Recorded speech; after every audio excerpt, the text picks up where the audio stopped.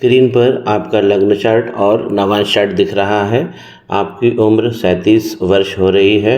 पूर्वा भाद्रपद नक्षत्र में आपका जन्म हुआ है।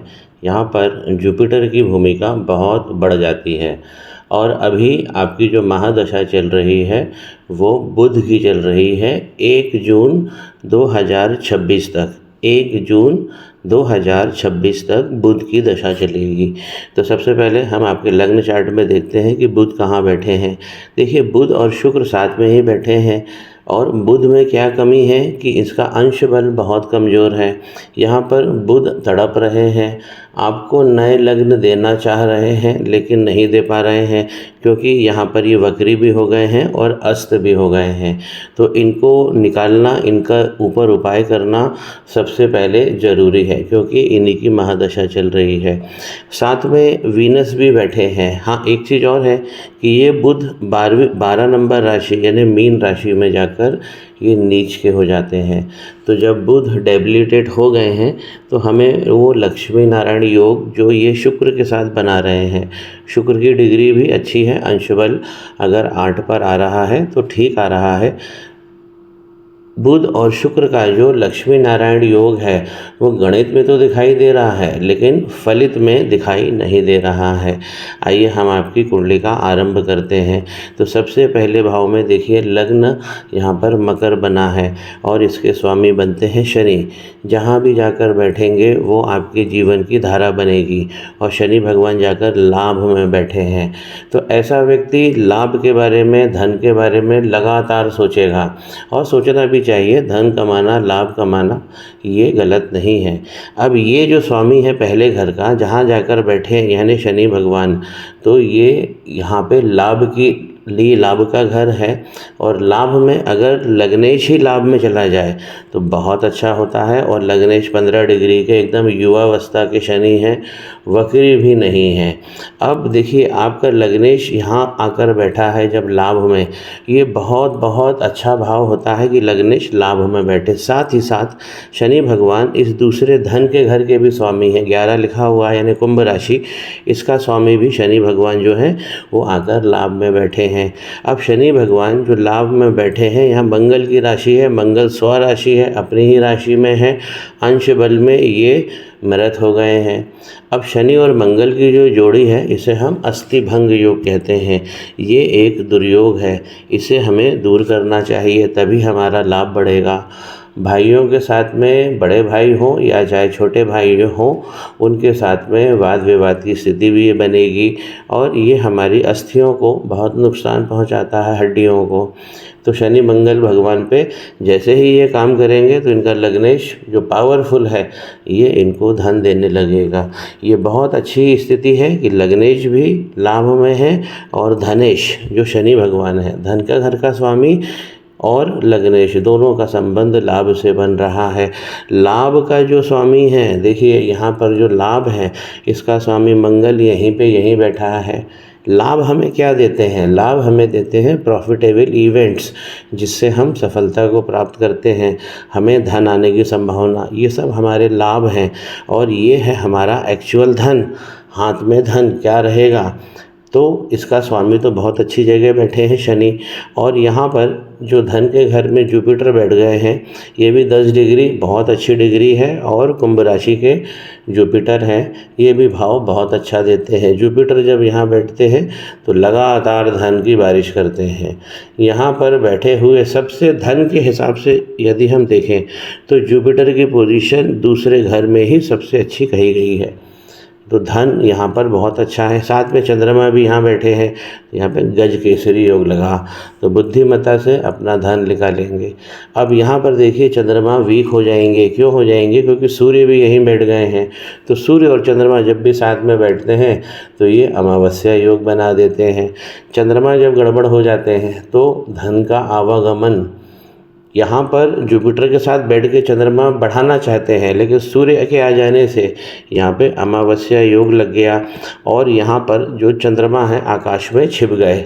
इसीलिए, और ज्योतिष जो है दृष्टि कही गई है, तो यहाँ पे चंद्रमा का भी उपाय करना चाहिए।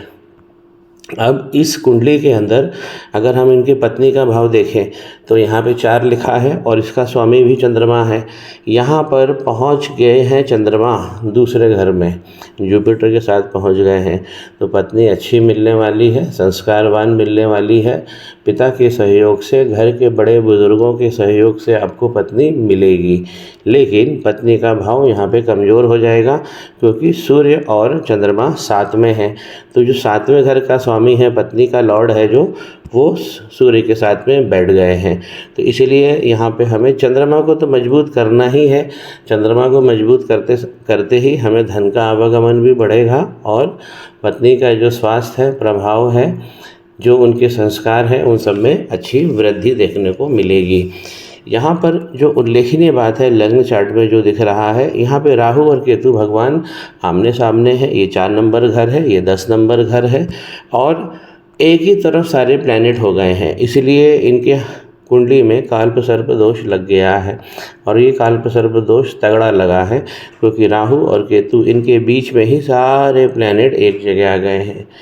और यहाँ देखें काल्प सर्प की एक दूसरी परिभाषा भी है कि लगातार 1 2 3 4 5, अगर 5 घर खाली हैं तो इसे ही हम काल्प सर्प दोष कहते हैं। अब काल्प सर्प दोष जब लगता है तो आरंभ में मैंने जो अच्छी बातें कही हैं, जैसे जुपिटर के बारे में और सूर्य के बारे में, शनि मंगल जो इनका प्लेसमेंट है, जितना भी मैंने विवरण दिया है, जब भी काल्प सर्प दोष लगता है तो हमारी कुंडली ब्लॉक हो जाती है। और जो भाव होते हैं, क्योंकि ये सारे प्लैनेट एक तरीके से फंस जाते हैं राहु और केतु भगवान के चक्कर में।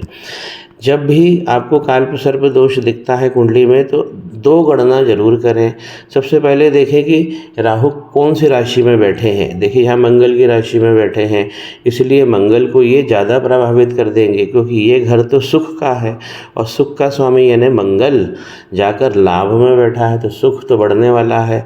लेकिन जब राहु मंगल के साथ कॉम्बिनेशन कर लेते हैं, जिस घर में भी करते हैं, तो वो मंगल को भी परेशान करते हैं।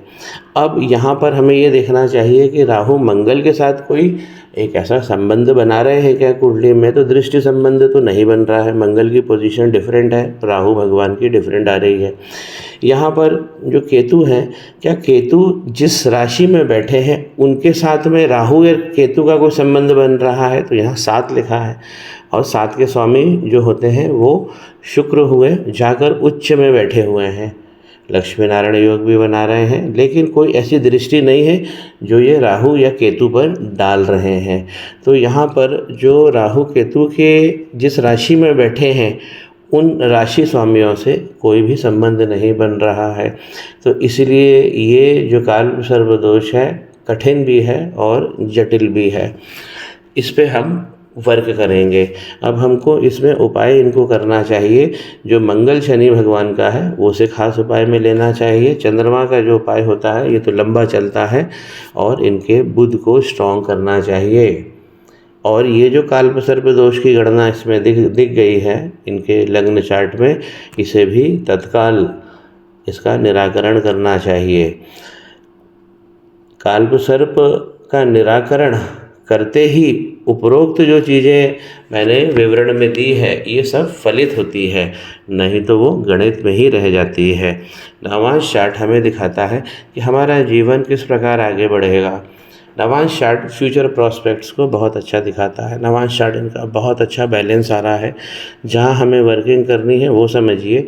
यहाँ पहले भाव में ही जुपिटर 10 नंबर लेकर बैठे हैं, तो 10 नंबर राशि में, मकर राशि में जुपिटर डेबिलिटेट हो जाते हैं।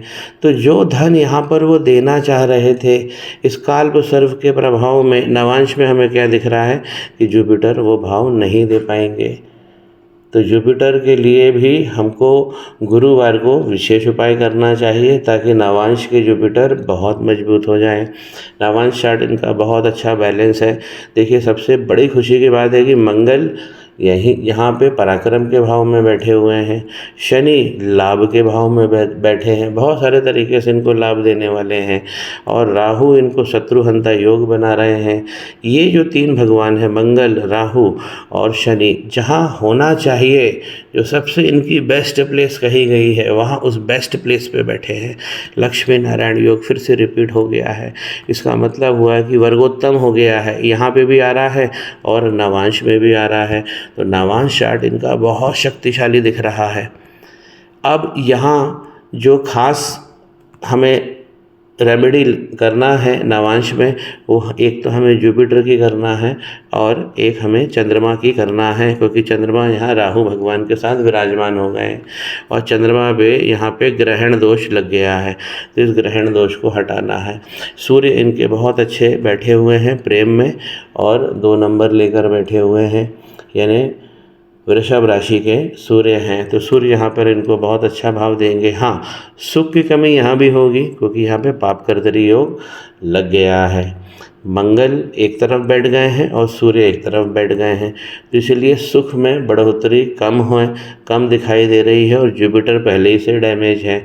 शनि मंगल राहु आपको देना चाह रहे हैं और यहाँ पर आप समझिए कि भाग्य में ही लक्ष्मी नारायण योग लगा हुआ है।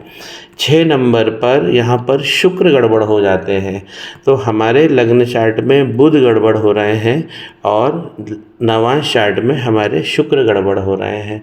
तो ये तो एक सिंगल रेमेडी जो हम बृहस्पति की करेंगे, उसी में बुध और शुक्र का उपाय उसमें सम्मिलित हो जाएगा।